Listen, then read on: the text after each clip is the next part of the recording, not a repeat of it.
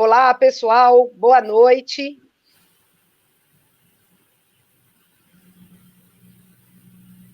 Vamos esperar mais 2 minutinhos para ver as pessoas entrando.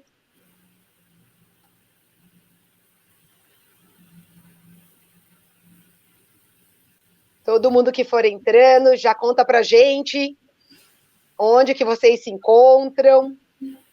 Todos muito seguros nessa quarentena. Boa noite.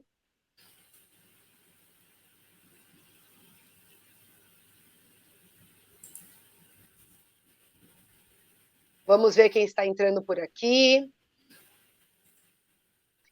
E aí, Adriano, boa noite. Como que estão as coisas aí em Aracaju? Aqui a gente está com trabalho aqui para deixar o pessoal em casa, estão dando trabalho. Mas Ninguém quer ficar em casa, nem paciente, Adriano. Rapaz, não, tá difícil. Ninguém quer ficar em casa, nem paciente, Adriano. Rapaz, não, tá difícil. Ninguém quer ficar em casa, nem paciente, Adriano. Peraí, pronto. Vou abrir aqui o YouTube. Pronto. O YouTube. Olha lá, vamos ver. Olha lá quem está chegando. Sim. Temos aqui a Camila Costa, boa noite. Nossa, a Antônia, diretamente de Macapá. Macapá. Macapá. Boa noite, Antônia, seja bem-vinda. E tem a Juliana também, de Curitiba. Boa noite, todos. Vamos aguardar mais um minutinho. A gente tem um colega de trabalho ou é impressão minha, Thierry Lemos? Thierry, boa noite. Na verdade, eu acho que são todos colegas de trabalho, né, Adriano? Todos nutricionistas. Exato. Perfeito. Tá entrando também, olha lá, Everton, do Rio Grande do Norte. A Lisandra, de Salvador, Bahia. Ai, que delícia, Lisandra, que saudade de Salvador. Estamos perto. A Ianca, aluna nossa lá de BH, que maravilha. Boa noite, Aline, Goiânia, nossa. Temos representantes do Brasil inteiro aqui nessa noite. Boa noite. Bom, pessoal, estou muito feliz de estar aqui com vocês mais uma vez, né, junto com a NutriLovers, trazendo material e conteúdo de altíssima qualidade para compartilhar com vocês. Para quem não me conhece, eu sou a Natália Marques e hoje eu tenho um convidado especial para essa live aqui, junto com a turma do NutriLovers, que é o meu colega, o nutricionista Adriano Nóbrega, falando diretamente de Aracaju. O Adriano, ele é professor da VP também. Não sei se vocês já tiveram o prazer de ter aula com o Adriano. Quem não teve, eu tenho certeza que nessa noite vai se encantar com o conteúdo. O Adriano, ele trabalha diretamente com pacientes que têm aí disfunções no metabolismo do carboidrato, muita resistência à insulina e muita diabetes, né, Adriano? Exatamente. Fora isso, eu não sei mais nada. Imagina! Mas tudo a base de tudo não é resistência à insulina, Adriano? Se é. Não é considerado o mal do século a resistência à insulina? Então, né, digamos que você está na base, né, dos problemas nutricionais que caem no consultório do nutricionista. Bom, pessoal, e volta para a resistência. Não, sempre, né? A resistência à insulina com a inflamação, a gente não sabe o que vem primeiro, né? Se a resistência à insulina é a inflamação e a resistência à insulina, né? Exatamente. Bom, pessoal... O conflito do ovo da galinha. Pois é. Aqui é inflamação e resistência à insulina. Exato. Bom, pessoal, com grande divulgação nas redes sociais, o jejum intermitente tem sido visto como algo milagroso, atraindo muitos pacientes para consultórios de nutricionistas. Não sei se já aconteceu aí com vocês, do paciente chegar no consultório dizendo que o objetivo dele é realmente adentrar nessa onda, né, do jejum intermitente. Mas será que existe alguma comprovação científica? Será que qualquer paciente pode, de fato, aderir a essa técnica do jejum intermitente? Porque tem até alguns profissionais nutricionistas que divulgam isso como a sua prática clínica, né, que trabalha com jejum intermitente e utiliza isso até de uma maneira para atrair alguns pacientes ao seu consultório. Diante dessa demanda, a NutriLover já criou uma série de conteúdos que já está disponível, subiu essa semana para os assinantes da NutriLovers, com a intenção mesmo de informar e trazer um conteúdo de alta qualidade e cientificamente comprovado. Para isso, temos aula super completa com o nutricionista colega nosso, o Paulo Mendes, e lá também, né, o Paulo vai falar sobre os detalhes dos conceitos, as consequências metabólicas e, principalmente, as condutas existentes para trabalhar com jejum intermitente, se cabe ou não cabe dentro do consultório de alguns nutricionistas, como é o perfil desse paciente. E para deixar tudo muito prático, no NutriLover sempre tem uma discussão de estudo de caso. Esse mês, nesse box, a discussão é com a professora doutora Natécia Persegoni, uma profissional altamente qualificada para discorrer sobre a obesidade e as estratégias realmente para essa perda de peso. E ela vai, então, trazer um caso relacionando esse jejum intermitente com um paciente, para a gente conseguir aí ver qual é o perfil, os sinais e sintomas, e o que eu, de fato, preciso rastrear para colocar o jejum intermitente, com responsabilidade na minha prática. E sempre no NutriLovers, você também, no box, agora de abril, você vai ter acesso a diversos artigos sobre o tema jejum intermitente e muitas receitas, caso você queira aplicar na sua prática. Por quê? O jejum intermitente, como diz o nome, é intermitente, e a gente precisa cuidar muito bem do padrão de refeição que esses pacientes venham a ter fora realmente desse período do jejum, porque senão aumenta a inflamação. E como já foi dito hoje, né, Adriano? Inflamação gera resistência à insulina, que gera inflamação, né? Então, não prescrevam jejum intermitente para os seus pacientes sem entender primeiro as bases fisiológicas e a adequação química que é necessária para cada caso.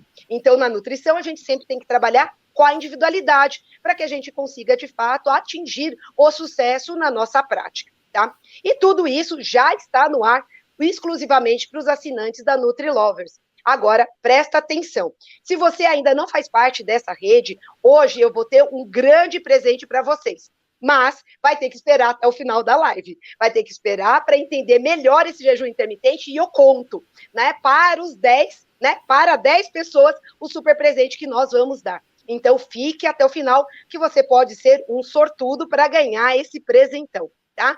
Então, simplesmente imperdível. E a aula de hoje, então, vamos falar agora com o nosso colega nutricionista, o doutor Adriano Nóbrega. E aí, Adriano, como que está, né, na sua prática clínica essa questão do jejum? O que você preparou, né, de especial para a gente nessa noite?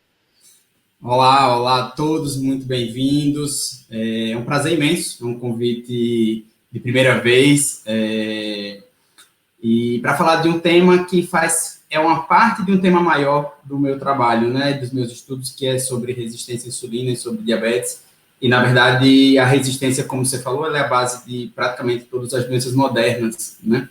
Então, desde as doenças metabólicas, da síndrome metabólica, a doença cardiovascular, diabetes tipo 2, a obesidade, mas já muito consolidado a íntima relação entre diabetes, entre resistência à insulina e ovário policístico, nódulos tireoidianos, diversos tipos de câncer. Então, hoje a gente tem muito claro na ciência de que a resistência à insulina é a base das doenças modernas, vamos assim dizer. As doenças antigas, de 1,5 século atrás, eram doenças infecciosas. A gente está, nesse momento, revivendo algo sobre isso, né? Mas as doenças modernas, efetivamente, são as doenças metabólicas, são do desequilíbrio metabólico. E a insulina é o grande destaque, porque ela é o único hormônio estocador de energia, vamos assim dizer, né? Nos próximos slides, a gente vai ver isso, que a relação de hormônio que estoca energia e hormônio que disponibiliza energia, ela é muito desigual, mas porque durante muito tempo na existência da espécie, a gente precisou lidar muito mais com escassez de energia do que com abundância. Então, há um preparo metabólico para sempre estar poupando glicose, enfim. E isso é justamente a justificativa do que seria a resistência à insulina, né? Então, eu queria fazer um convite, eu queria dizer que a gente está ao vivo também pelo meu Instagram, mas só o pessoal do NutriLovers que vai ter acesso, vai visualizar os slides, né? Então, aos meus seguidores do Instagram, eles vão acompanhar aqui a nossa fala. Eu nem divulguei isso, nem nada, foi uma coisa assim, eu apertei o botão aqui 2 minutos antes de começar, né? Pedi autorização ao pessoal da NutriLovers, disse tranquilo, mas ao pessoal do NutriLovers fica o acesso ilimitado a todo o conteúdo da ferramenta, né? Então é isso. O foco de hoje é falar um pouquinho sobre o jejum intermitente dentro da resistência à insulina, né? Talvez seja a melhor contribuição que eu possa dar, né? Então, eu preparei um materialzinho, deixei uns slides prontos, eu acho que a gente pode compartilhar junto com o pessoal, né? E vamos seguir o raciocínio dele. Eu tentei dividir nossa fala, e eu tentarei ser breve dentro do tempo que a gente colocou, né? E também já deixo o convite para você, Natália, que foi, antes de tudo, minha professora, minha formadora, nossa referência. A gente disse que a gente dá aula de 1, 2 temas, Natália dá a pós inteira, né? Então fique à vontade para contribuir, é um prazer, na verdade, mais prazer, é uma honra. Pode interromper quando você achar necessário para contribuir, claro, ou me corrigir, certo? E aí, no final, você dá a minha nota. Então, vai rolar uma avaliação agora, ao vivo, é isso? Fazer uma prova ao vivo da VP. Então, vamos lá. Eu vou seguir os slides e o que eu fiz foi, assim, tentar criar três blocos para a gente entender, tá? Eu sei que nosso tema central é o jejum intermitente, mas ele é o nosso terceiro bloco. Por que é o terceiro bloco? O jejum intermitente é uma estratégia nutricional. E eu acho que o bom nutricionista é, antes de tudo, aquele que entende de bioquímica, fisiologia ou fisiopatologia, quando a gente está falando de doença, e de técnica dietética, né? Então, a gente precisa entender o que está acontecendo, porque a gente atende um metabolismo que está funcionando ou está disfuncional. Mas o que eu atendo é o metabolismo. Então, quanto mais eu compreendo dos eixos, dos desequilíbrios que existem ali, mais assertiva é minha conduta, né? A conduta que eu vou propor é uma conduta que foi muito pensada, foi tentada, foi escolhida para ser individual, para responder à individualidade bioquímica daquele paciente. Então, antes de falar de jejum intermitente, eu acho que tem 2 pontos importantes. Falar sobre diabetes e resistência à insulina, e claro, de uma aula de 20 horas na pós, eu estou trazendo para falar em 20 minutos, né? Então, vou pegar os aspectos centrais. Como que se trata a resistência à insulina à luz do que é tradicional, do que é conservador, do que funciona mais, e, por fim, a gente fala o que o jejum intermitente pode contribuir ou pode não contribuir, né? Então, a gente vai dividir isso em três blocos, tá? Então, a Natália já me apresentou, me chamo Adriano Cavalcante, para quem não me conhece, sou nutricionista, sou educador em diabetes, existe uma especialização específica nessa área, fui aluno da AVP, né? A gente nunca deixa de ser aluno, né? Estou fazendo mestrado em resistência à insulina, nesse momento lá em Juiz de Fora, com uma outra colega nossa de trabalho, na Tessia, e, enfim, algumas outras particularidades do meu currículo, mas acho que o que importa mais é o conteúdo. Então, para a gente criar o contexto, vamos dizer assim, vamos colocar o cenário sobre o qual a gente vai falar de jejum intermitente, né? Então, nosso cenário, nosso pano de fundo é o diabetes e a resistência à insulina, tá? Então, o que é diabetes? Diabetes é uma glicemia alta, é uma hiperglicemia persistente, decorrente de defeitos na insulina. Insulina é o único hormônio que baixa a glicemia. Então, quando uma glicemia se eleva, a gente tem sempre essa conclusão dentro da endocrinologia de que faltou insulina, porque ela é o único hormônio que poderia baixar essa glicemia. Agora, faltou o quê? Faltou produzir ou faltou funcionar? Porque a gente vai ter defeito nas duas coisas, e isso é justamente o que difere a classificação do diabetes. Quando falta produzir insulina, a gente considera como diabetes tipo 1. Quando falta funcionar, e esse mau funcionamento se associa com um déficit parcial na produção, a gente classifica isso como diabetes tipo 2. A bem da verdade, eu não vou entrar em pormenores, diabetes tipo 2 hoje entende-se como 12 alterações concomitantes para a glicemia alterar. Então, não é só a resistência à insulina com uma falência parcial das células beta, tem mais 10 coisas alteradas, mas isso ainda é a base mais importante, é um dos medicamentos mais atuam, tá? Então, como está aí no slide para vocês, o diabetes tipo 1 é uma destruição das células beta. O paciente para de produzir insulina. O diabetes tipo 2 não envolve resistência à insulina na base causal, mas diabéticos tipo 1 podem ter resistência à insulina. Pelo estilo de vida errado, foi ela que causou o diabetes tipo 1 deles? Não. Não, o que causou o diabetes tipo 1 deles foi um processo autoimune que acarretou em destruição das células beta. O diabetes tipo 2, sim, esse é uma doença crônica que tem vários fatores e a sua base é a resistência à insulina com consequente falência das células beta. Falência por um processo autoimune, como no diabetes tipo 1? Não. Falência por uma sobrecarga de trabalho, porque o que compensa a resistência à insulina é justamente a hiperinsulinemia, a sobrecarga de trabalho das células beta para evitar o paciente entrar no estado diabetogênico precocemente. Só que essas células vão produzir e vão entrar em disfunção de tanto trabalhar. A gente tem uma reserva muito pequena de células beta. A gente tem em torno de 2% de células beta do pâncreas inteiro. Isso dá mais ou menos 1 grama de células beta de um indivíduo adulto, é muito pouquinho. Tá? Então, como é que a gente controla a glicemia, né? O que a gente entende em termos de controle glicêmico? Quando a gente come e essa glicemia sobe, a gente vai estocar, vai guardar essa glicose nos tecidos estocadores, fígado, músculo e adipócito. Quem comanda esse processo? Insulina. Só ela estoca.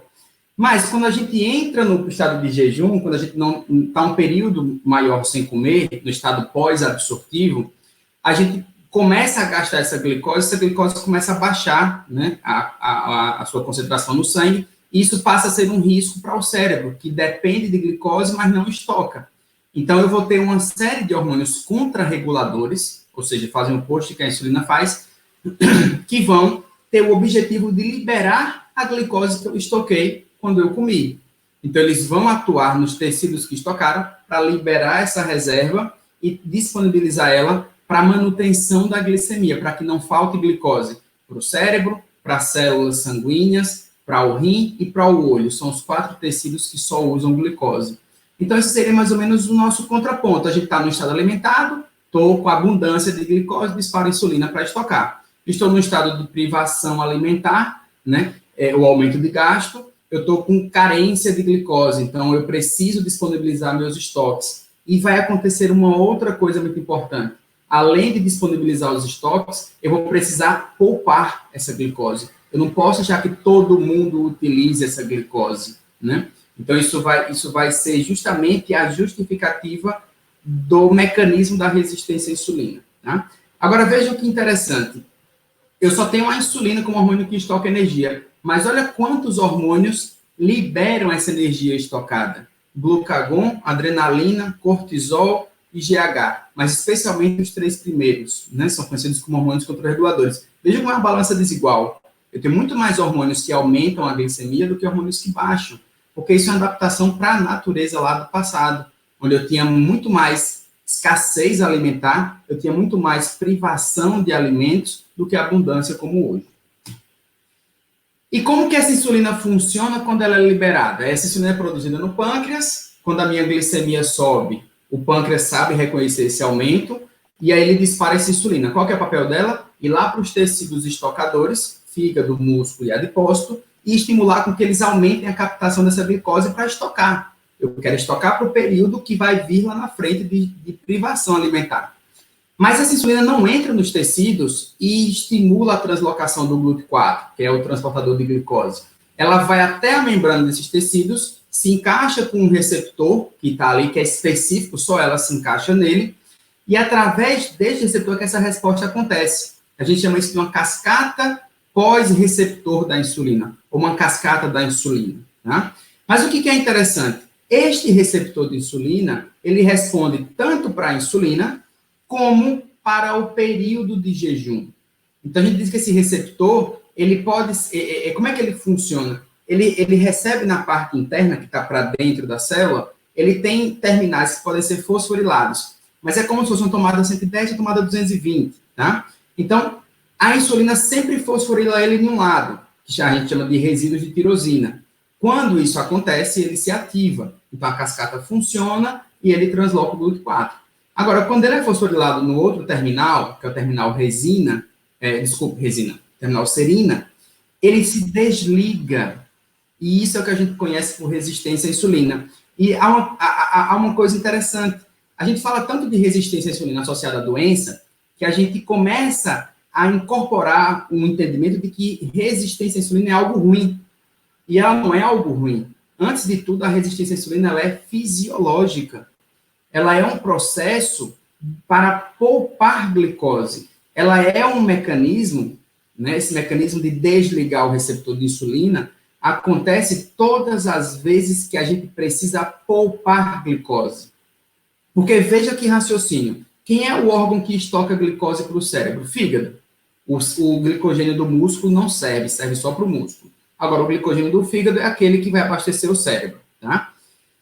O fígado está no meio da barriga e o cérebro está na cabeça. Então, você imagina que o mecanismo vai ser jogar essa glicose do fígado para o sangue, circular o corpo inteiro até chegar no cérebro. Só que todos os tecidos sabem usar a glicose. Se o fígado jogar essa glicose para o sangue, sem nenhum tipo de mudança nos tecidos periféricos, eles vão captar essa glicose nunca chega no cérebro. E aí eu vou entrar em hipoglicemia do mesmo jeito. Então, além de ter a capacidade de liberar e produzir glicose pelo fígado, eu tenho que ter uma outra capacidade. Eu tenho que inativar a captação de glicose pelos tecidos. E isto é o que a gente chama de resistência à insulina. E isso é feito pela liberação da gordura, que acontece no mesmo momento que está se produzindo glicose pelo fígado, está se liberando gordura pelos adipócitos. Essa gordura vai abastecer a periferia e é esta gordura responsável por fosforilar o receptor de insulina em serina, em desligar o receptor. Isso é chamado de flexibilidade metabólica. Tá? Então, esse é um processo, antes de tudo, fisiológico. Todas as vezes que eu preciso poupar glicose, que situações são essas? Privação alimentar, então isso seria, o jejum intermitente entraria aqui, aumento de gasto, exercício físico, frio, no frio eu preciso gastar energia, o cérebro está comandando a hipotermia, evitando a hipotermia, está gastando glicose, e duas situações de crescimento, puberdade e gestação. Na gestação eu tenho que poupar glicose para o feto também, né? Então, essas 5 situações são situações onde a resistência à insulina é fisiológica. E por que ela é fisiológica? Porque, antes de tudo, ela é transitória. Ninguém passa a vida grávida, ninguém passa a vida crescendo, ninguém passa a vida com frio, ninguém passa a vida em exercício, ninguém passa a vida em jejum. Caso contrário, se morre de inanição, se morre de fadiga, se morre de frio, né? E a gestação e a puberdade não são processos fisiológicos eternos. Então, ela é, antes de tudo, ela é transitória antes de qualquer coisa, né? Então, logo, essa entrada de gordura cessa, o receptor é desligado, né? Ele é desfosforilado e ele volta a ficar disponível para a insulina funcionar, porque aí vai entrar a refeição e vai voltar ao processo anabólico da insulina, de estocar energia, tá? Então, essa resposta contrarregulatória do glucagon, da adrenalina e do cortisol, né, desses hormônios que fazem a glicemia subir, veja que interessante, os 3 hormônios fazem a glicemia subir, mas a adrenalina e cortisol fazem outra coisa, eles liberam a gordura dos adipócitos. Então, eu preciso não só garantir a glicose para o cérebro, e o resto do corpo não vai ter energia para trabalhar? Vai, a gordura. Então, essa gordura que é liberada do adipócito, ela abastece a periferia, e esta mesma gordura, além de ser energia, ela vira um metabólito lipídico intermediário, chamado de acilglicerol. Este metabólito vai no receptor de insulina, desliga ele, e assim fecha o ciclo do processo de privação energética, né? Ou de aumento de gasto. A gordura vira energia da periferia, empata com que a periferia capte glicose, e a glicose está sendo produzida pelo fígado, consegue chegar até o cérebro. Esse é o processo harmônico, homeostático, fisiológico. Tá? Então, o que é a resistência à insulina? Uma alteração das vias de sinalização da insulina, ou seja, quando o receptor é fosforilado em serina, e a partir desse momento, a quantidade normal de insulina que circula não consegue gerar a resposta de baixar a glicemia, porque eu não quero baixar a glicemia, né? O que vai acontecer como mecanismo compensatório, né? Se eu me alimentar durante esse processo, eu vou ter que produzir mais insulina para compensar esse mau funcionamento, tá? E se isso sai daquele processo fisiológico, né, que seria na privação alimentar, no exercício, no frio, na puberdade e na gestação, se essa resistência acontece em um outro contexto, ela realmente é patológica, porque ela está fora de contexto. E outra, ela pode se tornar crônica, ou seja, constante, persistente. Qual que é o prejuízo aqui? É que as células beta vão ter que produzir mais insulina para compensar essa resistência crônica à insulina. E como essas células são poucas, em algumas poucas décadas, elas vão entrar em falência de tanto trabalhar, né? Então, quando a resistência à insulina se torna maior do que a capacidade de resposta das células beta, a gente começa a alterar a glicemia. A glicemia só se altera a partir desse momento, né? Mas, na verdade, ela já vem mascarada há muitos anos antes. Então, durante os primeiros anos, o que eu tenho como característica laboratorial? Uma glicemia normal, às custas de um excesso de insulina. Isso seria o painel laboratorial da resistência à insulina, tá? Em que contexto a resistência à insulina ela é patológica? Quando ela sai desses cinco momentos. Quando eu tenho um estado onde eu acumulo muita gordura no corpo, porque essa gordura tem tanta quantidade que ela não cabe toda no adipócito. Ela começa a ser acumulada no músculo, no fígado, e o adipócito hipertrofiado fica disfuncional. Os 3 tecidos alvos da insulina, quando tem excesso de gordura estocado, essa gordura está deixando o receptor o tempo todo desligado, porque está fosforilado em serina, né? E uma outra maneira disso acontecer é quando eu começo a ter processos inflamatórios crônicos, porque os receptores inflamatórios no adipócito, no músculo, no fígado e no cérebro, eles também desligam o receptor de insulina. Eles fazem a mesma coisa, fosforilam esse receptor em serina, provavelmente para poupar a glicose para o sistema de defesa, são as células do sangue, né? Então, quando eu tenho situações inflamatórias crônicas ou um estado de sobrepeso ou obesidade, a resistência à insulina se instaura de maneira crônica. E aí é onde eu tenho um problema. O problema não é a resistência transitória à insulina, mas a resistência crônica, né? Então, esta resistência crônica, ela vai sobrecarregar as células beta, de tanto trabalharem, elas morrem, e aí se instaura o diabetes tipo 2, né? E enquanto as células beta estão trabalhando muito e funcionando muito, este excesso de insulina está hipertrofiando os adipócitos e levando à obesidade. Então, eu tenho uma sequência de obesidade e depois diabetes tipo 2, tá? Então, seria mais ou menos esse raciocínio desse slide. Ô, Adriano, seria interessante a gente relembrar, né, que esse processo inflamatório crônico de baixo grau, além da os próprios sobrepeso em si, né, que já é considerado, nós também devemos considerar um padrão alimentar mais pró-inflamatório ao longo da vida, já começando na infância, aliado ao sedentarismo já da infância, cada vez mais as crianças com pouco movimento físico, né, e estados como a própria disbiose intestinal, esse desequilíbrio da microbiota, que acaba sempre contribuindo, né, com substâncias, com endotoxinas, sobrecarregando o corpo como um todo, né? Não precisa, de fato, o paciente estar com uma patologia instalada, ele pode cursar com quadros pró-inflamatórios, não é isso? Exatamente. Essa instauração de uma inflamação crônica, ela vem não só de doenças que são de base inflamatória, como artrite, fibromialgia, diabetes, hipertensão, doenças autoimunes, mas ela vem, antes de tudo, por gatilhos que são recorrentes.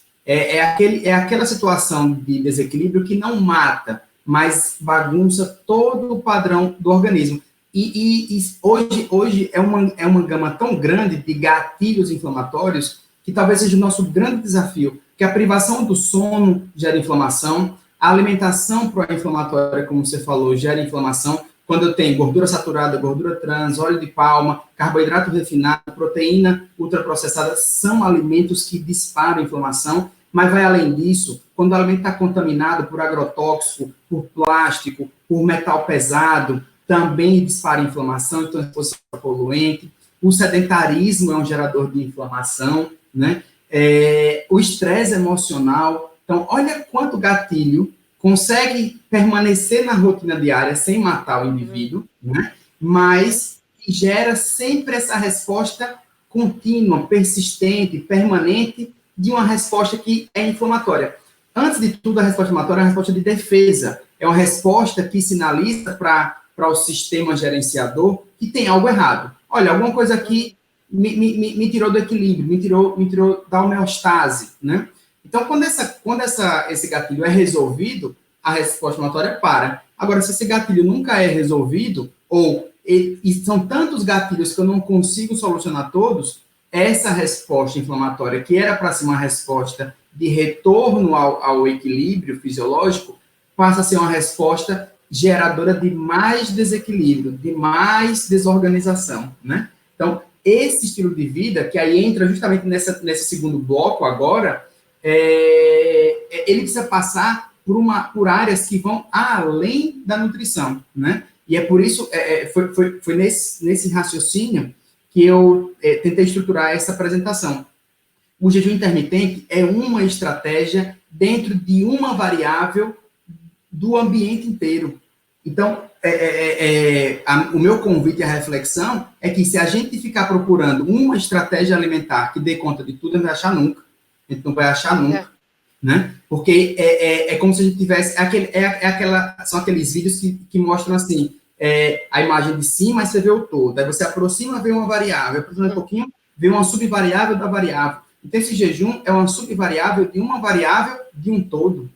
E aí, se a gente começar a ficar procurando aquela coisa muito, muito romantizada do quem é o vilão, quem é o mocinho, né? O que me levou a adoecer, o que me salva desse adoecimento, a gente vai continuar sempre nessa história muito ilusória. Não tem uma tábua de salvação, não tem uma variável que solucione o problema nosso, é realmente começar a olhar o todo, a ver o todo, né? Então, é um pouquinho que a gente vai conversar agora. Você deu o gancho para o que a gente vai falar agora, né? Como é que a gente trata essa resistência à insulina e esse diabetes? De um ponto de vista farmacológico, olha que interessante. Diabetes tipo 2 se trata com várias classes farmacológicas. Talvez seja uma das doenças da endocrinologia, uma das doenças metabólicas que tem a maior potencial farmacológico. E as drogas com um alvo terapêutico muito bem conhecido, realmente, farmacologicamente falando, o impacto desses medicamentos é significativo. O diabetes tipo 1, cuja base é parar de produzir insulina, só se trata com reposição de insulina. Tá? Agora, veja que interessante. Embora eu olhe hoje e diga assim, olha, 1, 2, 3, 4, 5, 6, 7, 8. 8 classes de fármaco para tratar diabetes tipo 2. Fármacos bons, não são fármacos ruins, não. De todos esses, o que tem o maior potencial de tratar a glicemia é a metformina. Ainda é. Tanto é que é a droga de entrada. Tá? Mas nenhum deles é melhor que dieta e exercício. E não é Adriano falando que Adriano não tem essa capacidade toda de gerar uma conclusão dessa. É a ciência. Então, aqui a gente tem um estudo clássico em diabetes, que é um estudo que trabalhou com pacientes pré-diabéticos. Eles queriam prevenir a evolução para diabetes. Tá? Então, eles pegaram 3.000, vou arredondar para 3.300 pacientes pré-diabéticos e alocaram para 3 tratamentos: placebo, metformina em dose intermediária, não foi uma dose inicial, já foi o melhor medicamento numa dose moderada. E o terceiro grupo fez mudança de estilo de vida. Eles prescreveram a dieta hipocalórica e 30 minutos de caminhada 5 vezes na semana. Eu acho interessantíssimo esse estudo, eu acho que ele só reforça a ideia de que o básico funciona, né? Porque nem era um exercício de aeróbico em jejum, HIIT, não era nada do que a gente hoje preconiza como assim, olha, esse é o único protocolo de exercício que funciona. Se não fizer isso, então não vai adiantar nada fazer exercício. Vai adiantar. Se mexer, funciona. A mesma coisa para alimentação. Se não fizer jejum, não funciona. Se não fizer cetogênico, funciona. Se não fizer... Não.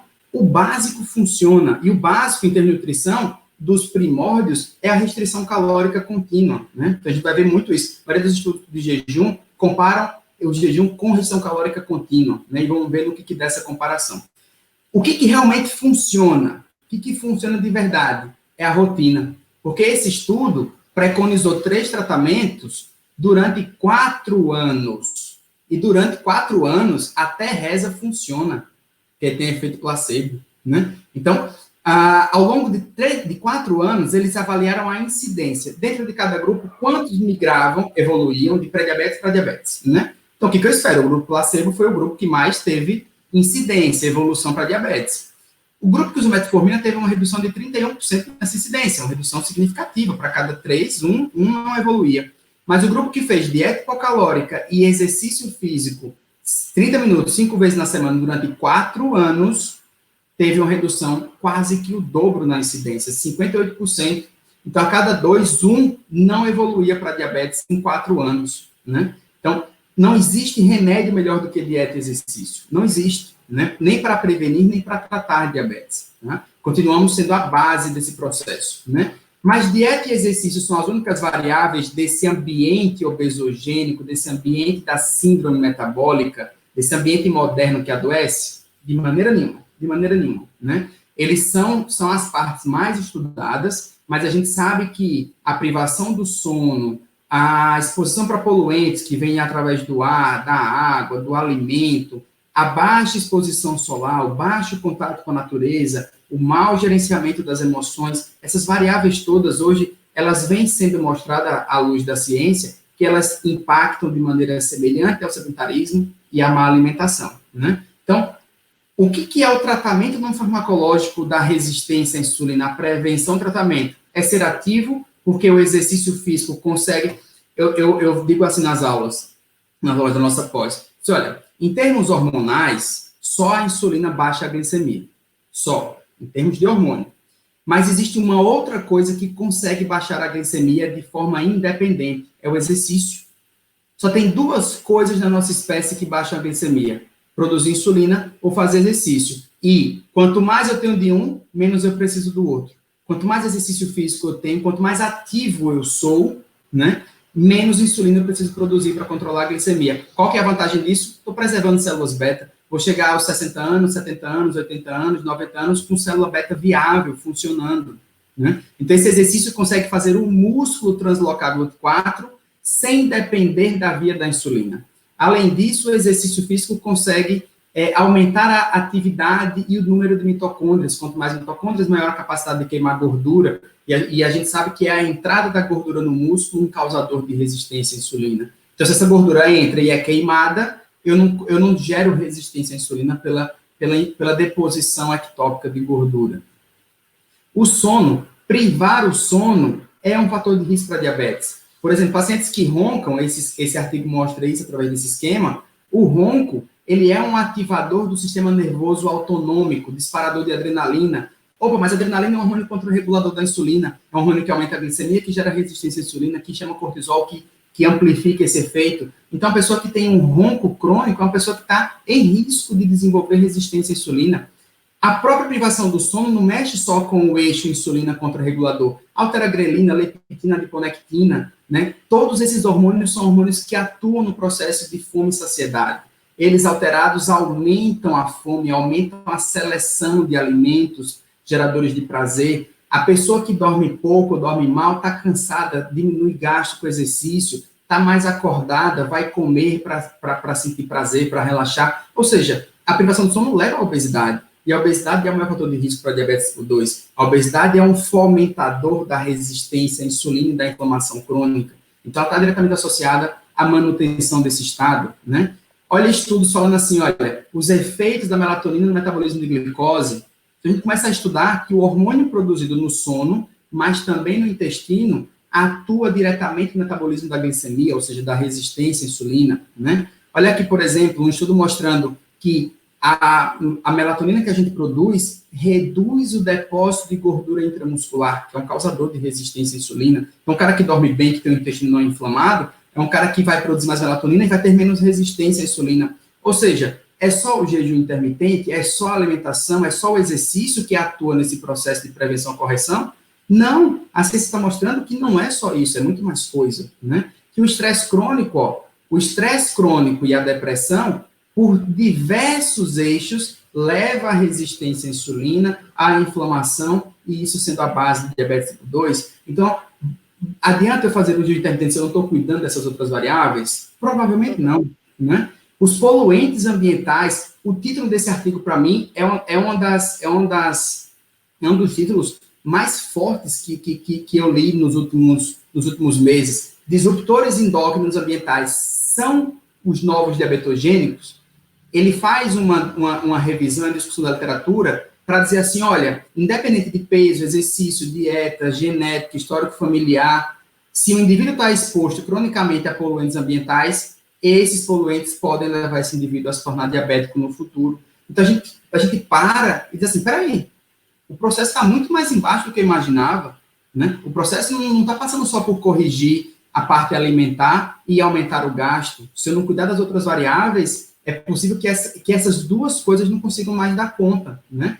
O que é disruptor endócrino, especialmente os mais estudados? Plástico, somos o 4º país que mais consome plástico no mundo. Agrotóxicos, ficamos sempre entre o 1º e o 2º país que mais consome agrotóxico no mundo. E metais pesados, muito presentes em lixo eletrônico, né? Dessa quantidade de celular, de material eletrônico, enfim. Então, olha, por exemplo, um estudo mostrando a exposição para plástico e como isso interage com obesidade, resistência à insulina e diabetes. Então, ele faz um resumo nesse quadro, nessa tabela, onde os 2 principais componentes disruptores endócrinos do plástico, fitalato e bisfenol, como que eles geram esse efeito no metabolismo da nossa espécie. Então, aumenta a lipogênese, gera resistência à insulina, estimula a peroxidação lipídica, e vai uma série de mecanismos que ele descreve aqui, né? Por exemplo, um artigo cujo título é A síndrome metabólica está associada à exposição para pesticidas organoclorados em uma região dos Estados Unidos. E aí ele discute como isso acontece. Outro estudo que fala assim, olha, a exposição para disruptores endócrinos, aí ele destaca pesticidas, poluentes ambientais e metais pesados, aumenta o estresse oxidativo, aumenta a ação mitocondrial, aumenta a inflamação, isso gera resistência à insulina. A resistência à insulina nos tecidos periféricos é a base de diabetes tipo 2 para a obesidade, mas no sistema nervoso central, por exemplo, é uma base importante para a doença de Alzheimer. Então, ele faz um link importante de que, assim, olha, esses disruptores endócrinos que estão o tempo todo sendo expostos, né, nós estamos sendo expostos a eles, estão ao longo do tempo levando ao surgimento da base das doenças neurológicas, das doenças metabólicas, tá? Na contramão, começam a aparecer estudos, eu inclusive agradeço a você, porque você me cedeu esses estudos numa apresentação que eu fiz no Congresso Online do Instituto Brasileiro de Nutrição Funcional. Então, esses próximos 3 slides são em homenagem à Natália, ela compartilhou comigo isso, muito legal. Eu fui buscá-los, eles são sensacionais, né? Então, assim, olha, qual que é o impacto de consumir alimento orgânico? Eu preciso começar a achar maneiras de reduzir minha exposição a poluentes ambientais. Não botar alimento em embalagem plástica, não esquentar a embalagem plástica em micro-ondas, né? Não ter utensílios, eu preciso não embalar. Aí o cara produz o brócolis orgânico, a parte mais difícil, aí embala no papel filme. Ou seja, o maior dos trabalhos que ele teve, né, foi, em algum grau, impactado pela embalagem lá, né? Qual o impacto de consumir orgânico? Né? O estudo mostra, olha, ele compara, quando eu tenho uma alimentação convencional, essa alimentação convencional está muito rica em pesticida, em antibióticos, se for produto animal, em metal pesado, isso altera a colonização da microbiota intestinal. E a desbiose já é, consensualmente, uma base das doenças metabólicas. Agora, quando eu como alimentos orgânicos, eles não são ricos nisso, eles são ricos em polifenóis, são ricos em nutrientes que vão fomentar uma microbiota mais saudável, isso leva para um status mais saudável, né? O teor nutricional de alimentos orgânicos versus alimentos convencionais. O que alimento convencional produzido à base de agrotóxico tem em maior quantidade? Proteína, porque mexe no seu DNA, metal pesado, né? Nitrogênio, porque proteína tem nitrogênio. Agora, o que alimento orgânico tem em maior quantidade? Antioxidantes, de diversas famílias de antioxidantes. Então, quando eu penso numa inflamação crônica como base de uma resistência à insulina e das suas doenças por consequência, uma alimentação que traz mais antioxidante bloqueia a inflamação, trata a causa.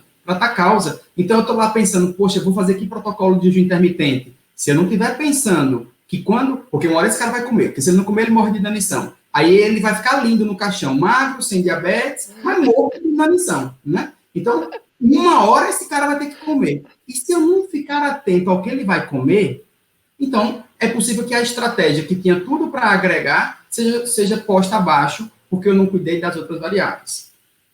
A desbiose é outra coisa, que se eu não pensar hoje, se eu não considerar hoje, que um quadro desbiótico é um quadro base da inflamação crônica, base da resistência à insulina, nesse artigo aqui, nessas imagens do artigo, a gente consegue ver claramente, através da desbiose, eu absorvo uma quantidade muito grande de lipopolissacarídeos, gera um quadro que a gente chama de endotoxemia, toxina circulando no sangue. Onde é que essas toxinas vão atuar? nos 4 tecidos-alvo da insulina, no fígado, no músculo, no adipócito e no hipotálamo, no centro da fome e saciedade. O que essas toxinas vão disparar nesses 4 tecidos? Inflamação. O que a inflamação faz? Desliga todos os receptores de insulina, porque fosforila a glicerina.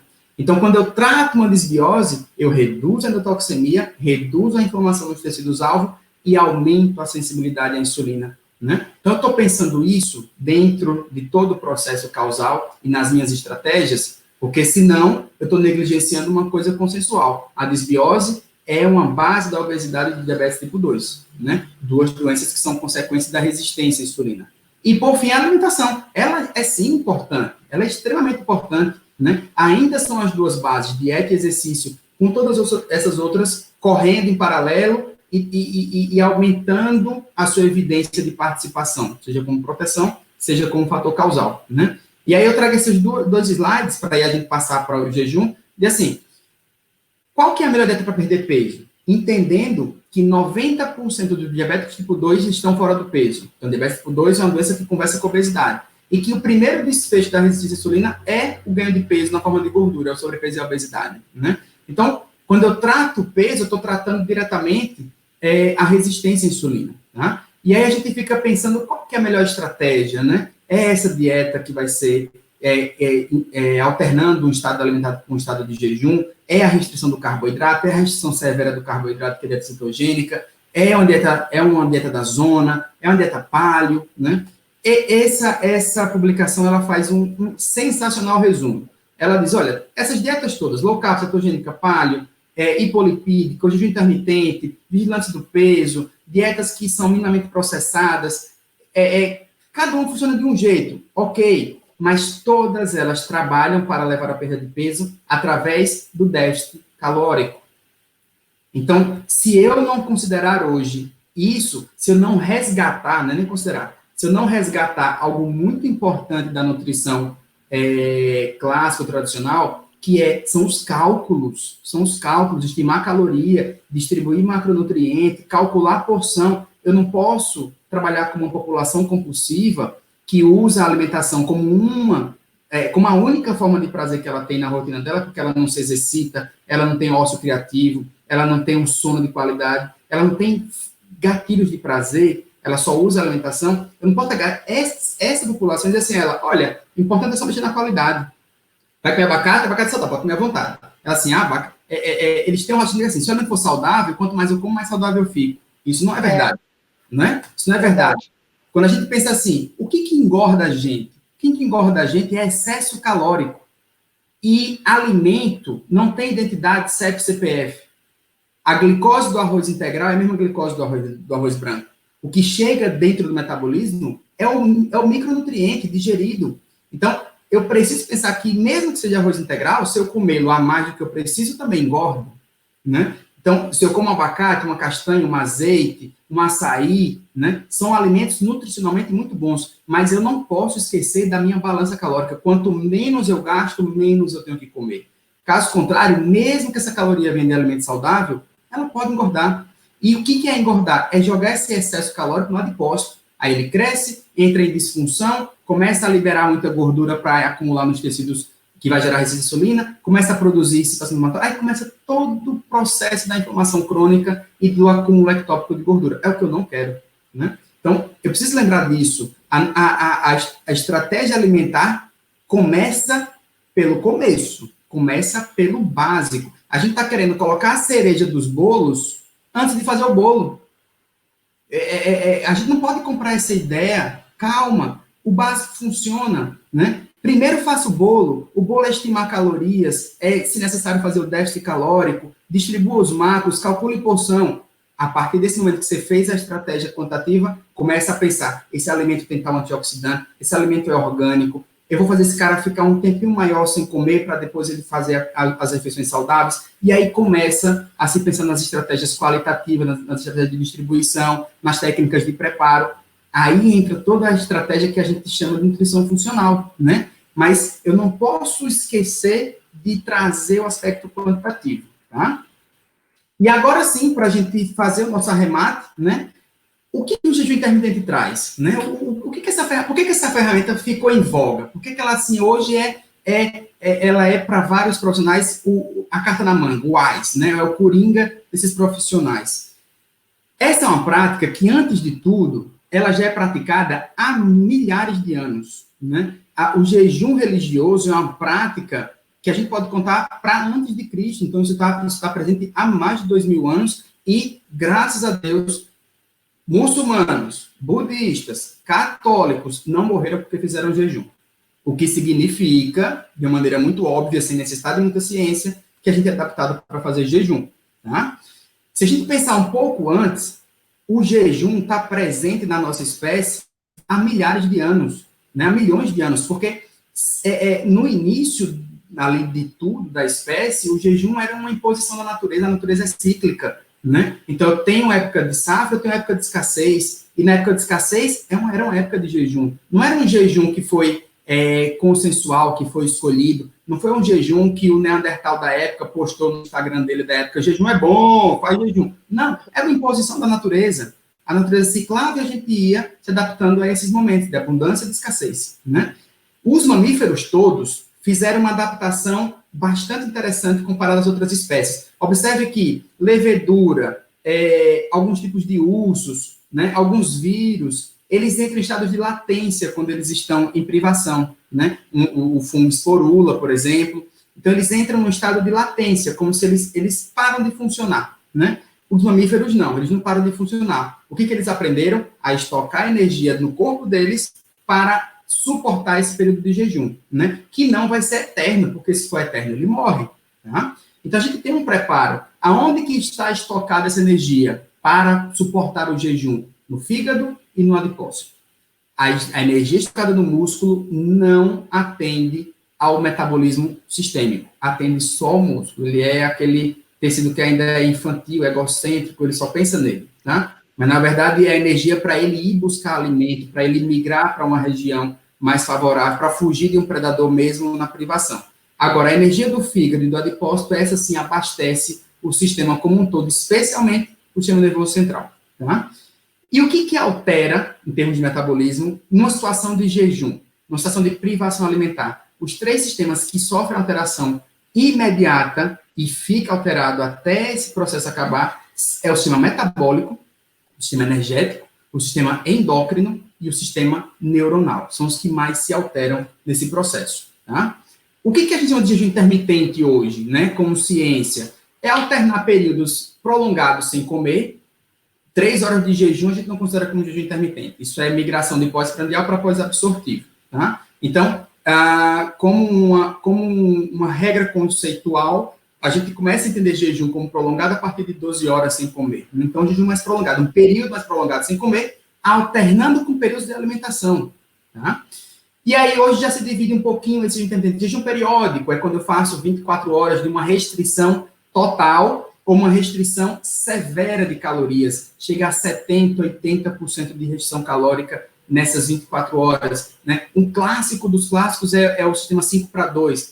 Em 7 dias da semana eu fico 2 dias sem comer nada ou numa restrição muito, muito, muito severa de calorias. Esses 2 dias não são consecutivos, né? Então, como 2 dias, fico 1, como 3 dias, fico 1, então seria mais ou menos isso, né?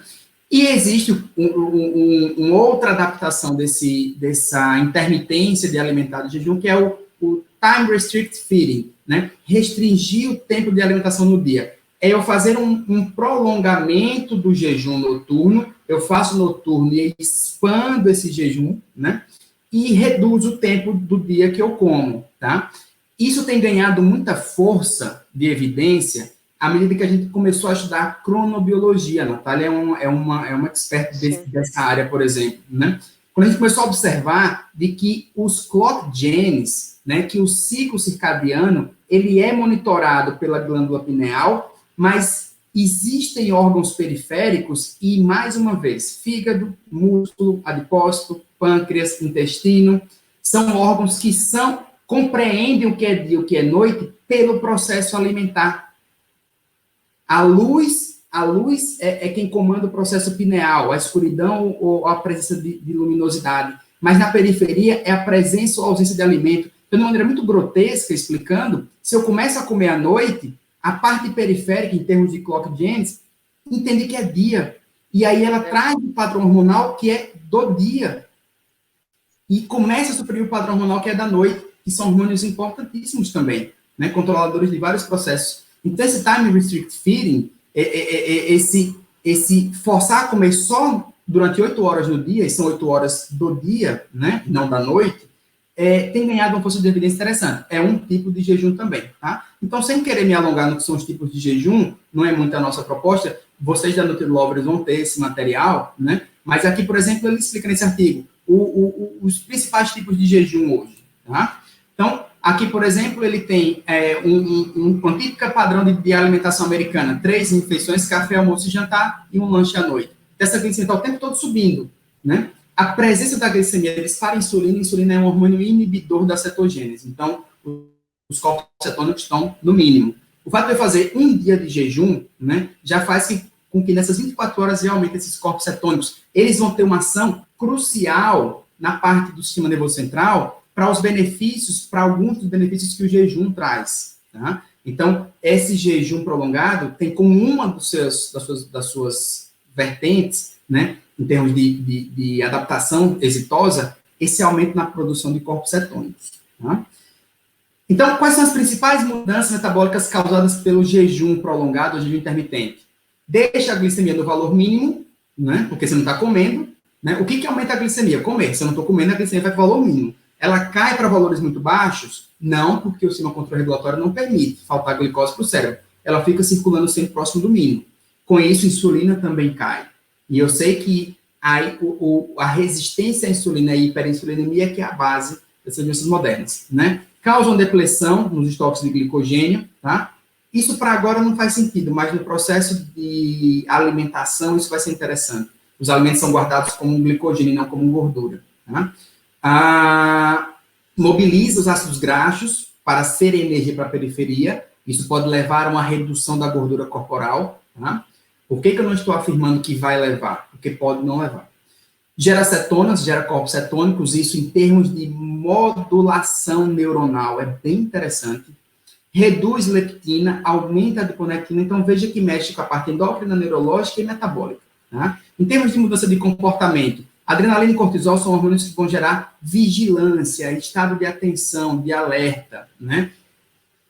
Mas, em paralelo, o jejum intermitente, ele vai aumentar os sistemas de defesa das células, especialmente o sistema nervoso central. Então, esse é um estado de alerta diferente do estado de alerta de estresse. É bem interessante isso, porque o estado de alerta do estresse é um estado pró-oxidativo. O estado de alerta do jejum intermitente prolongado é um estado que vai gerar proteção antioxidante, né? E controle do processo inflamatório. Então, isso não danifica o sistema neurológico, tá? Então, aqui um exemplo, algumas poucas figuras de alguns artigos, tá? O que o jejum intermitente faz? Melhora a microbiota, isso ataca a inflamação, a resistência à insulina e, por consequência, as metabólicas, câncer, por exemplo. Regula os ciclos circadianos, os clock genes, isso também regula a resistência à insulina. Modifica estilo de vida como padrão alimentar, tempo de sono, né, nível de atividade física, e isso leva também para regular esses processos, tá? A gente consegue dividir, em termos metabólicos, né, se eu excluir a melhora da microbiota, em termos endógenos, três melhoras são vistas com o jejum. O jejum prolongado, ele leva a uma mudança no sistema nervoso autônomo, ele aumenta a atividade parasimpática. E eu sei que para musculatura lisa, que é vaso, coração, bexiga, que mais eu posso pensar? Pulmão, tá? Mas especialmente sistema cardiovascular, tá? O sistema nervoso simpático contrai, então aumenta a pressão sanguínea e o débito cardíaco. O sistema parasimpático relaxa. Então, o que eu observo num jejum prolongado é um relaxamento da musculatura lisa. Isso impacta diretamente na proteção cardiovascular, né? É um benefício interessantíssimo. Melhora muito a função gastrointestinal também, tá? Outra adaptação que acontece no jejum, eu vou precisar poupar glicose. Se eu estou sem comer, né, não está vindo glicose de dentro, eu vou precisar poupar glicose para o cérebro, porque a minha capacidade de produção de glicose ela é limitada. Então, eu vou produzir glicose, mas eu não quero que ninguém na periferia consuma glicose. Periferia é do pescoço para baixo. Então, o que eu faço? Eu vou liberar gordura para esses sistemas usar, porque não pode ficar em inanição. Então, eu aumento o uso de gordura pela periferia. Então, essa gordura, se começa a ser usada, ela para de gerar resistência à insulina, né? Então, ela melhora esse processo metabólico. E no cérebro, especialmente no cérebro, esse jejum prolongado, e aí a participação dos corpos cetônicos é muito grande nisso, ele começa a ativar sistemas de proteção neurológica. Aumenta a atividade inflamatória, aumenta a atividade antioxidante, aumenta o fator neurotrófico derivado do jejum, que é um fator que aumenta a plasticidade e a neurogênese, né? Aumenta em todas as células a atividade mitocondrial. Então, seriam os principais benefícios associados à melhora da microbiota, tá? Então, esse Time Restricted Feeding, ele mostra aqui isso, né? Já falei sobre isso, a importância de sincronizar o comer sendo de dia e o jejuar sendo de noite, né? Aqui eu acho que é um resumo bem legal, né? O que a intermitência do jejum, né? Fazer o jejum intermitente tem de benefícios, por exemplo, em modelos animais. Isso é uma coisa importante, tá? A maioria dos estudos de jejum intermitente ainda é em modelo animal ou em célula, né? E aí a gente nem sempre consegue extrapolar isso para os estudos humanos. E aqui ele mostra isso, por exemplo, o jejum intermitente em animais aumenta o número de células beta. Os ratos conseguem aumentar o número de células beta deles, nós humanos não. Tá? Então, nossa melhora parece ser principalmente melhorar a sensibilidade à insulina, tá? Em humanos. Em ratos, parece inclusive aumentar o número de células beta. Tá? Então, olha, por exemplo, aqui, olha. Agora vamos ver artigos aplicando o jejum. O efeito do jejum intermitente comparado com restrição calórica contínua no controle glicêmico de pacientes diabéticos tipo 2. Tá? Então, eles aqui, ó, vou lá para o final. Esse estudo é bem legal, porque ele fez 12 meses de dieta e acompanhou por mais de 12 meses, o estudo durou 2 anos. Tá? Então, um grupo fez dieta intermitente, né? 2 dias de uma restrição calórica de 500 calorias dia, e os outros dias comia o que queria. Tá? E o outro grupo fez dieta de 1.200 calorias durante os 7 dias, restrição calórica contínua. Tá? Resultado final deles, nenhuma mudança significativa na hemoglobina glicada nem no peso, foram os 2 parâmetros dele. Então, veja, hemoglobina glicada com 3 meses iguais, com 12 meses uma pequena diferença a favor do jejum intermitente, com mais 12 meses com 2 anos, né? A dieta só foi até 12 meses, tá? Eles igualaram. No peso, nos primeiros 12 meses, teve uma perda maior da dieta com jejum intermitente. Com mais 12 meses, elas igualaram. E uma coisa muito importante que a gente tem que perguntar quando perde peso, que peso foi perdido? Porque se perdeu massa muscular, não é bom, tá? Então, eu queria levantar alguns questionamentos para a gente ir encerrando, tá? Essa frase de um dos artigos que eu mostrei, ó. O jejum intermitente, né, onde ele alterna um dia eu como muito pouco, no outro dia eu como normal, tá? Isso pode ser 2 vezes na semana, 1 vez na semana, ou em dias alternados. Hoje eu como muito pouco, amanhã eu como normal. Hoje eu como muito pouco, amanhã eu como normal, tá? Ele fala assim, como é que é baseada essa ferramenta? Tem no dia que eu não como nenhuma caloria. E nos feeding days, nos dias que eu me alimento, né, eu como bebidas e comidas com caloria. À vontade, ad libitum, à vontade. E aí eu sempre me pergunto isso. Então, pode-se comer qualquer coisa? Então, quer dizer que hoje eu não como nada. Muita gente faz isso. Hoje eu não como nada, eu como muito pouco, 200, 500 calorias. Para amanhã eu tomar refrigerante, comer fast food, comer proteína processada, presunto. Cadê o estado nutricional dessa orientação? Cadê o conceito mais importante da nutrição, que é nutrir? A gente come para nutrir. Eu não estou botando nutriente para dentro, né? Então, a gente precisa expandir essa nossa visão, ter mais responsabilidade nisso, né? O jejum intermitente é uma estratégia dentro de uma conduta maior, tá? Os estudos que compararam o jejum intermitente ou time restricted feeding com restrição calórica contínua, e a maioria dos estudos, eles quase sempre chegam à mesma conclusão. As condutas foram semelhantes. Tanto fazer o jejum intermitente como a restrição calórica contínua geram resultados muito parecidos. Eles não têm diferença, não tem uma melhor do que a outra, né? Outros estudos, quando não compararam com restrição calórica contínua, só fizeram assim, pré e pós. Peguei o grupo, fiz jejum intermitente, não comparei com nada. E depois eu comparei as variáveis, peso, glicemia, etc. Aí ele diz, olha, existe resultado. Tá? Fazer só a intermitência de jejum, ela tem resultado, especialmente para o peso. Tá? Mas muitos deles não avaliam que peso foi perdido. Né? E eu sei que o primeiro peso perdido em privações alimentares é massa muscular. Tá?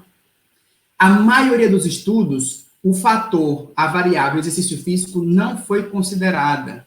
Né? E eu falo muito nas minhas aulas, nas minhas apresentações, quando eu tenho mais tempo.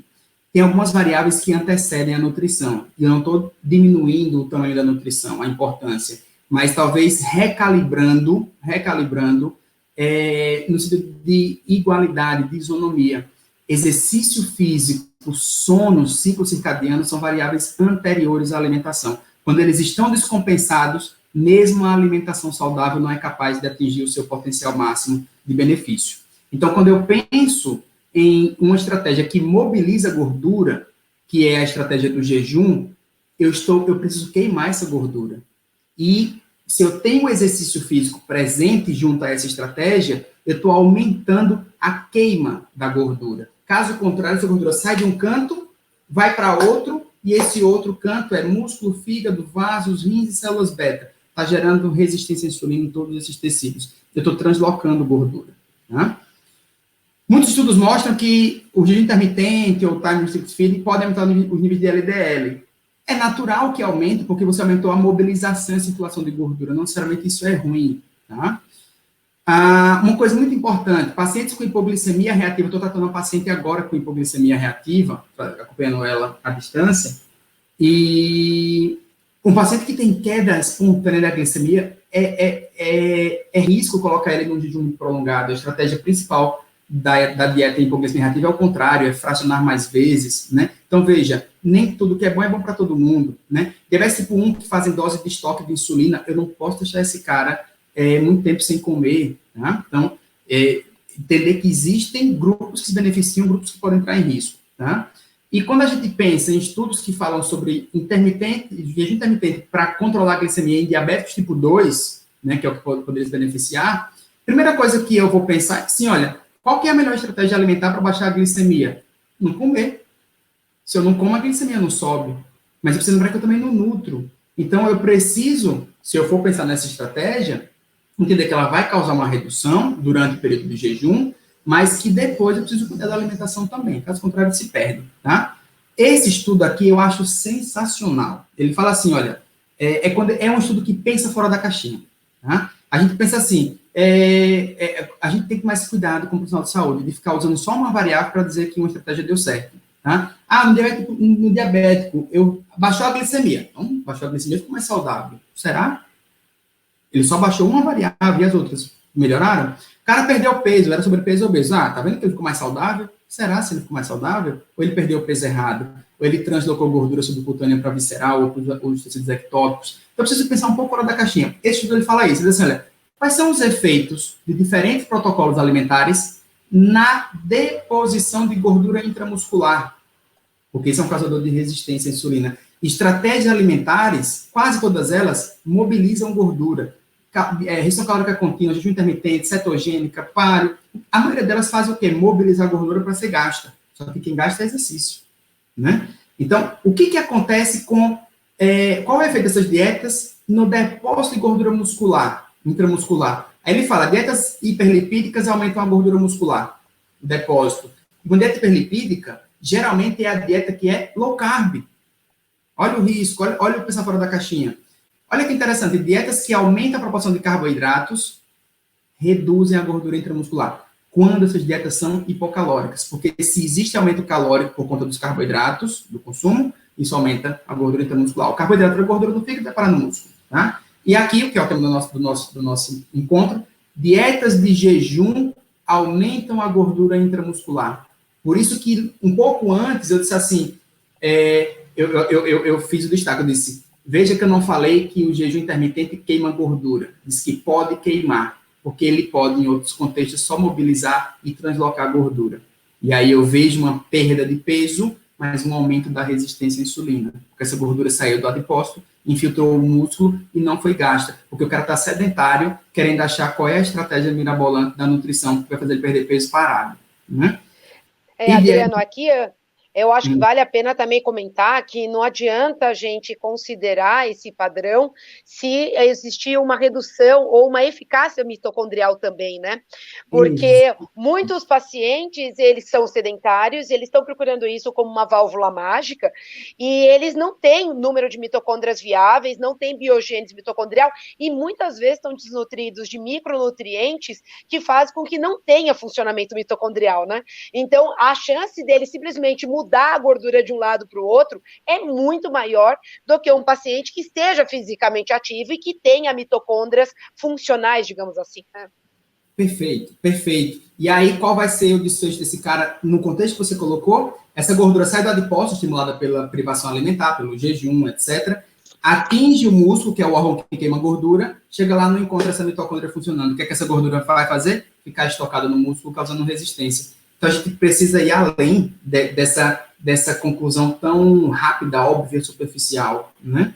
Exatamente isso. E aí, antes de pensar, porque é verdade que o jejum pode aumentar a atividade mitocondrial, porque ele ativa a mpequinase, mas não seria mais prudente, num cara que, como você desenhou, um cara que está em disfunção mitocondrial, não seria mais prudente, mais seguro, começar a estimular a biogênese e a atividade mitocondrial pelo exercício antes de tentar estimular isso pelo jejum, porque o exercício físico vai ativar ela e vai obrigar a gasto, né? Um gasto além do metabolismo basal. Então, essas considerações todas, para a gente poder chegar a uma impressão, eu sempre acho muito arriscado quem gosta de fazer conclusões, porque elas concluir uma coisa é sempre abrir mão de todas as outras possibilidades. E a gente nunca está vendo o todo da coisa. Então, eu acho que, no máximo, a gente tira impressões, né? Então, quando a gente começa a considerar todas essas variáveis, a gente fica um pouquinho mais seguro de tirar impressões se o jejum intermitente vai ajudar ou não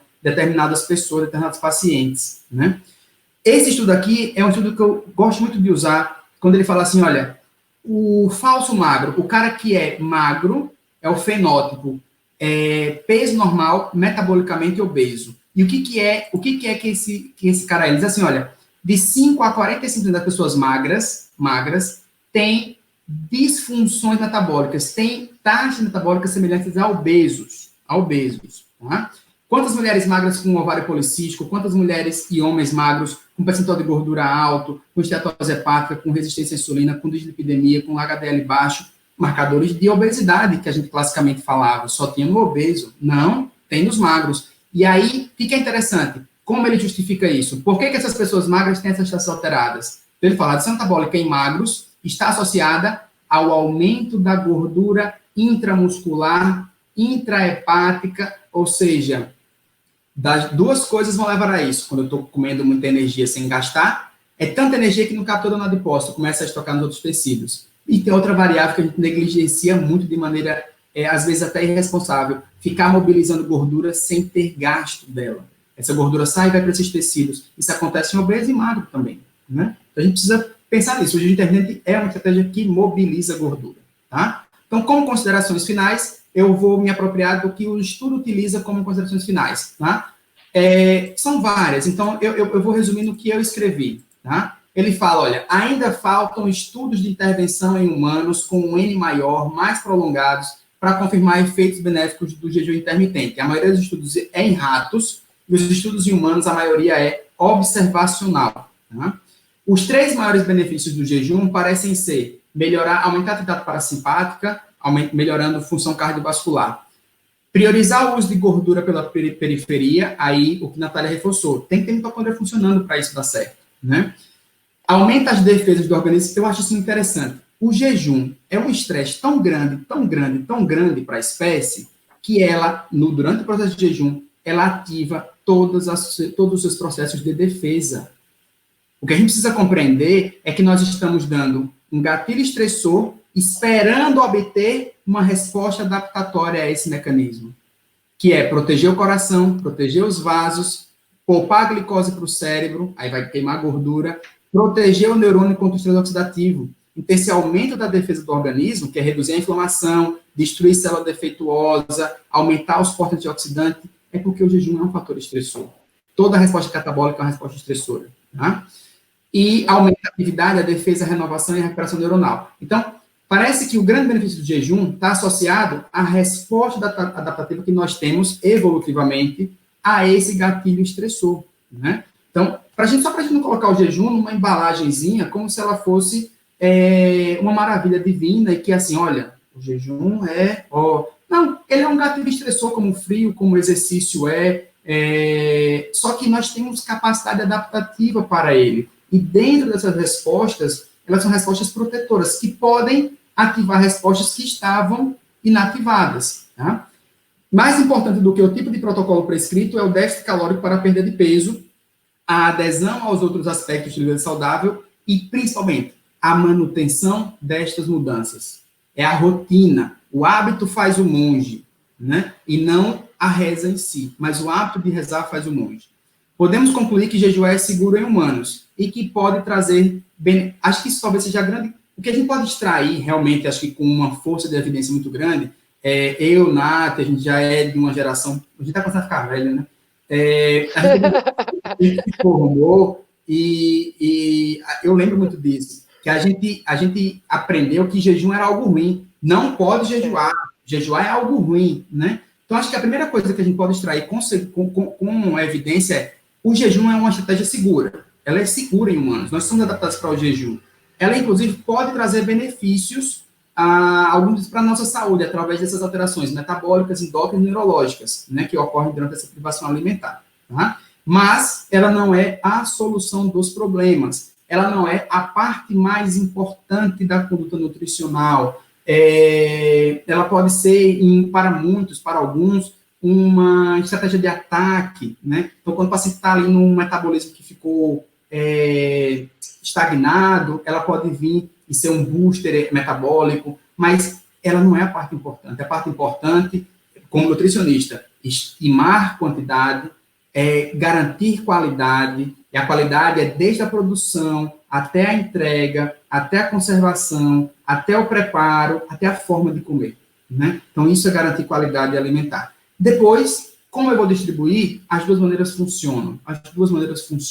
Acho que isso é outra coisa que a gente pode extrair do que se tem até agora.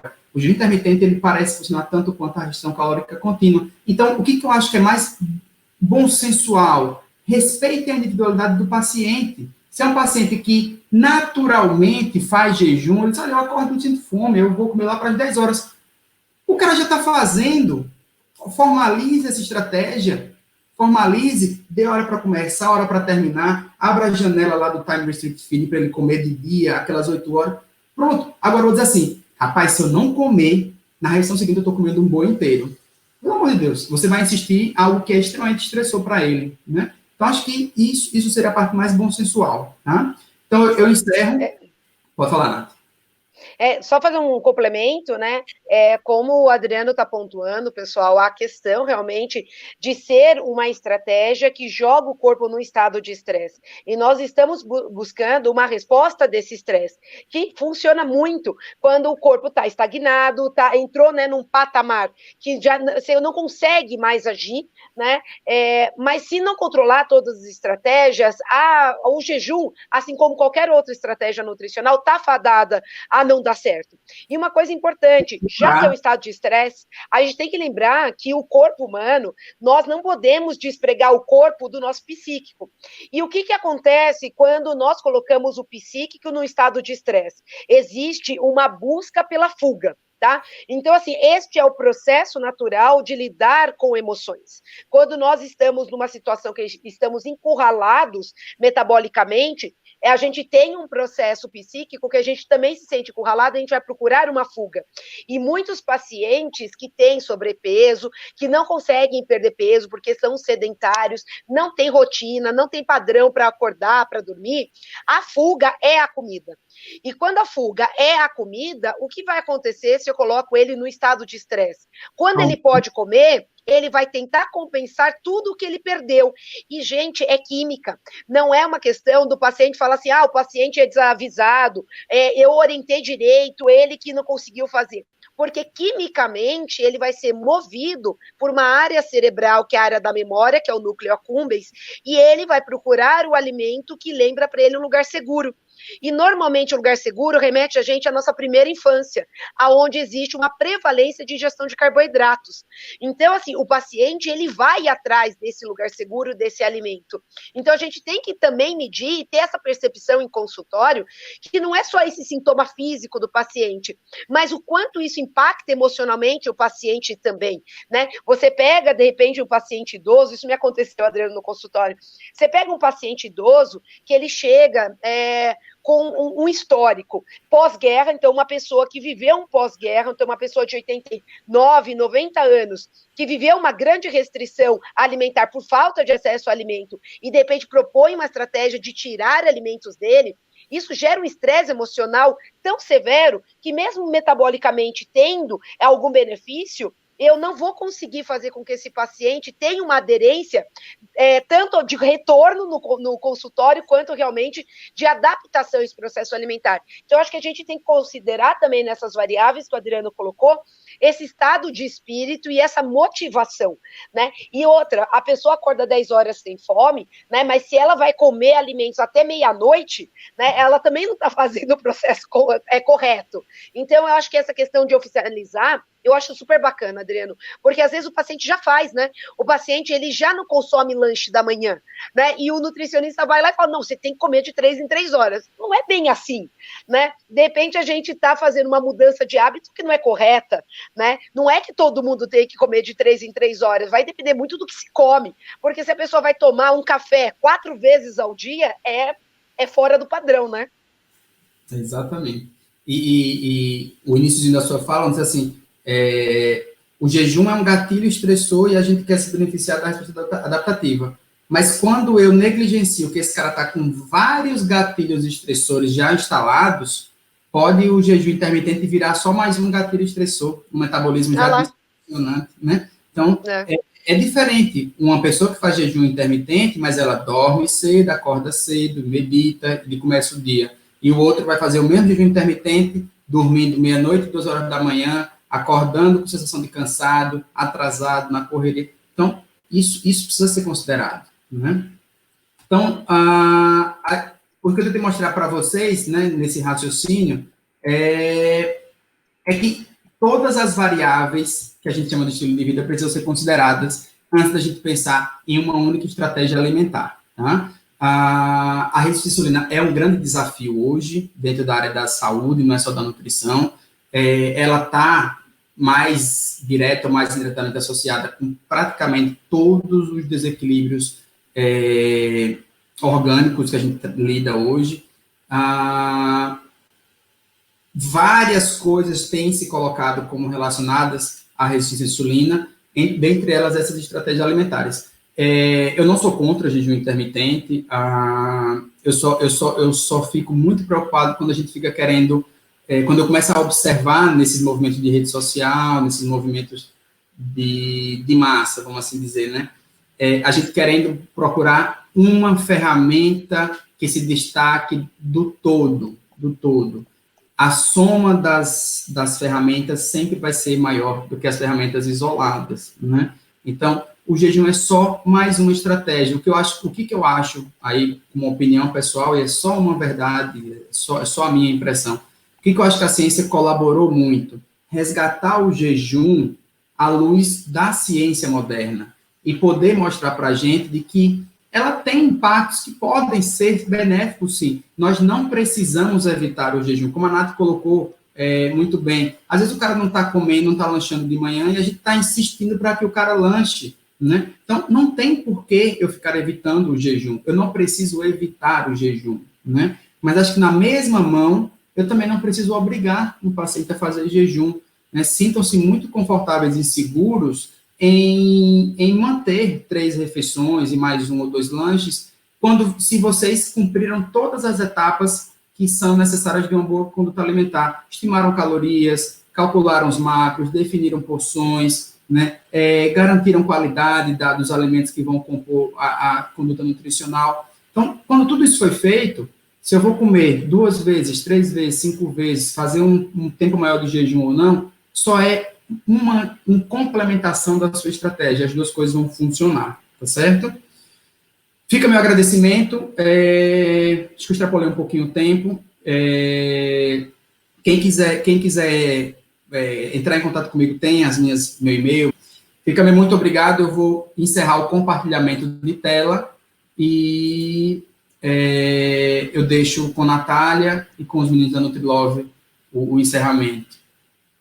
Então, Adriano, você sabe que, assim, só tem elogios aqui, né? Eu estou aqui acompanhando as questões, estou respondendo também as perguntas. Conforme você foi explicando, foi gerando umas dúvidas, eu fui respondendo aqui no paralelo. E está todo mundo dizendo que amou, que a aula foi maravilhosa, que contribuiu muito, né, com esse entendimento do jejum intermitente. E foi uma super aula mesmo, né? Porque quando a gente pensa realmente nesse entendimento profundo da bioquímica, mas não é só bioquímica, né, Adriano? Não é simplesmente ler o artigo científico, é a gente conseguir traduzir isso para a prática, porque se a gente não consegue colocar na prática, a bioquímica ela morre num artigo que foi feito em ratos, né? E eu acho que você trouxe isso de uma maneira brilhante, agradeço imensamente você ter aceitado esse convite da Nutrilovers e poder compartilhar conosco ao vivo hoje tanta informação, né? Então, quem gostou, né, pode comentar, né, que eu vou repassar todas essas questões aqui para o professor Adriano.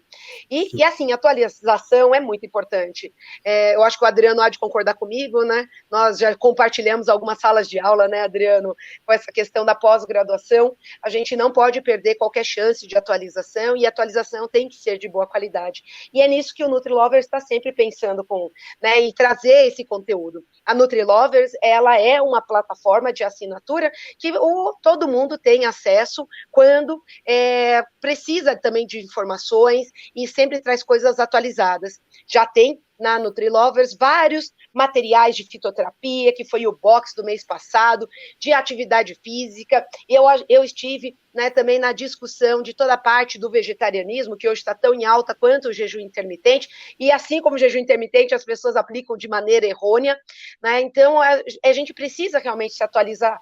E na minha vida sempre foi assim. Sempre quando eu tinha uma oportunidade de uma atualização, eu corria atrás e acaba tendo, né, sempre esse fluxo de informações que precisa rodar em volta da nutrição, porque nutrição é uma ciência viva, e se a gente parar, a gente vai ficar estagnado, assim como no passado. É bom a gente não comentar quando a gente estudou, né, Adriano, mas a questão realmente de que se falava que jejum era uma coisa ruim, mas hoje, quantos benefícios a gente não pode agregar se for feito com um planejamento adequado, né? E você que está aqui comigo hoje, junto com o professor Adriano, né, querendo aprender mais, se atualizar, vocês estão de parabéns, porque é isso que realmente pode levar mais vida para a sua prática clínica e trazer sucesso para o seu consultório, né? Então, essa questão de ser bem-sucedido é esse estudo constante da nutrição. Então, se você é essa pessoa que está conosco até agora, nesse momento, junte-se a nós, né, e ajude realmente a essa nutrição alavancar no seu consultório.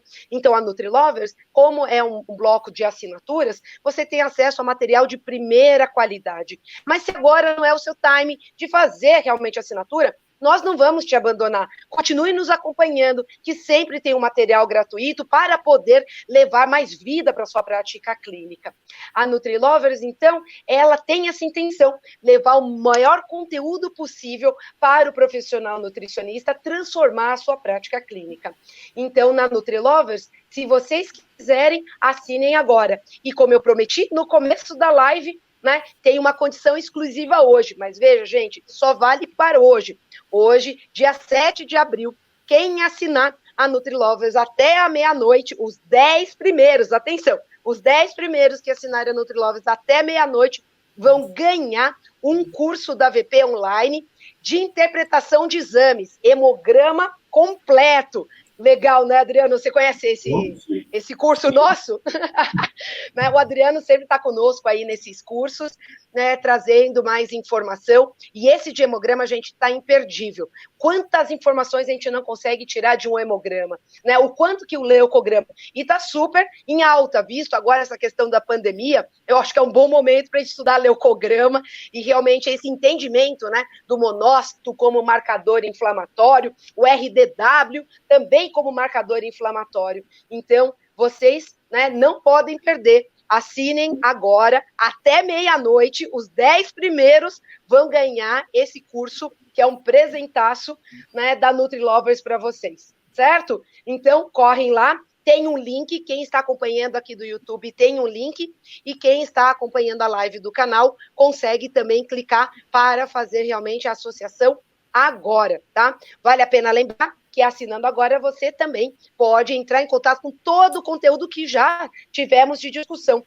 porque esse conteúdo ele vai ser sempre regenerado e sempre trazendo as maiores informações para vocês. Então, seja como eu, mais um NutriLovers, porque a nutrição ela está em tudo, né? E ela realmente pode trazer mudança. Então, em vez de fazer, né, esse momento de quarentena ser só de comida, porque é isso que eu estava pensando, Adriano, quando você estava falando. Eu até lembrei, eu falei, só não vou cortar o professor agora, mas vou comentar no final, né? Se tem um momento bom para a gente começar a colocar em prática a nossa rotina alimentar e pensar em comer durante o dia, é a quarentena, né?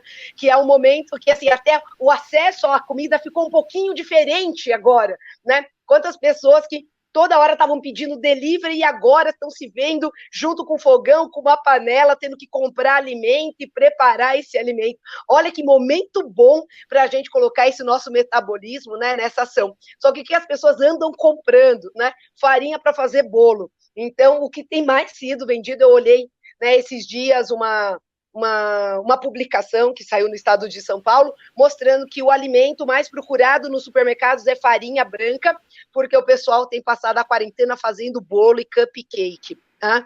Então, olha que desafio metabólico, né, que esses pacientes não estão passando. Então, em vez de aproveitar a quarentena para colocar o organismo, né, organizar o organismo, o pessoal realmente, que é aquilo que a gente falou, né, o estado de estresse leva as pessoas, né, na busca de um lugar seguro. E o lugar seguro, normalmente, é onde a memória ficou até os nossos 2 anos de idade. Então, tudo que a gente lembra como lugar seguro.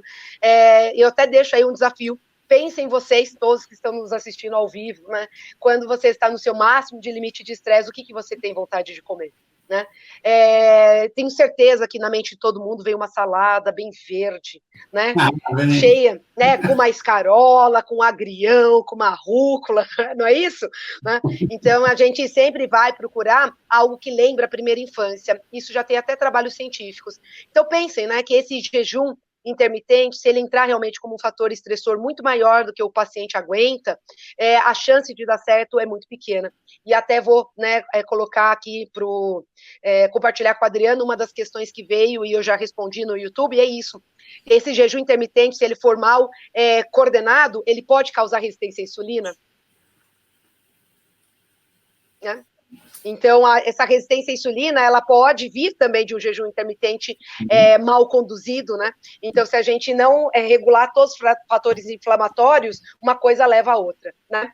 Então, pessoal, né? Vem com a gente, acompanha a NutriLovers, sempre tem novidade para vocês, né? E se tiver alguma dúvida, mande sugestão. A equipe do NutriLovers está sempre atrás de trazer a maior novidade para vocês e entrar em contato com as maiores autoridades nos assuntos, certo? Mais alguma questão? Né? Isso, Flávia, quem entrou pergunta agora, só no plano anual, tá, Flávia? Então, assinar a NutriLovers até meia-noite de hoje, no plano anual, e olha, gente, esse plano anual, né, o que a gente vai gastar por mês é muito mais barato do que muitas vezes o que a gente gasta pela academia. Então, invista na sua carreira também, né? A gente tem que realmente escolher, né, investir em nós e na nossa carreira, porque se a gente se mantém saudável, a gente pode levar realmente para o nosso paciente o maior perfil, né, para ele realmente se manter dentro de uma sociedade íntegro, saudável e agora resistente ao Covid-19, que é a única coisa que as pessoas falam nas mídias sociais, certo?